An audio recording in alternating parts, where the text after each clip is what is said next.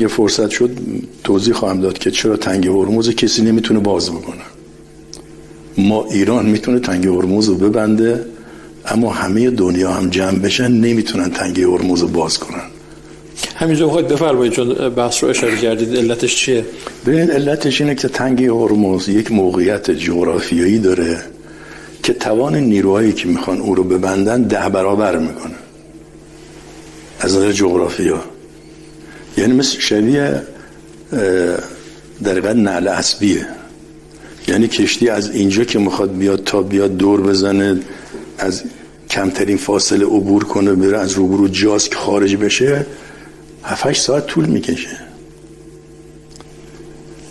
در حالی که تنگه‌های دیگه مثلا تنگه بابلمندر یه گذرگاست، از اینجا که رد شد دیگه میره تو اقیانوس مثلا، یا کانال سوئز، از کانال سوئز که رد بشه میره تو دریای عمان. دسترسی کسانی که در سواحل دریای مدیترانه از کانال سوئز که میرن تو دریای مدیترانه، کسانی که ساحل مدیترانه باشن بخوان اون کشتی رو مورد هجوم قرار بدن امکان نداره، خیلی فاصله زیاده.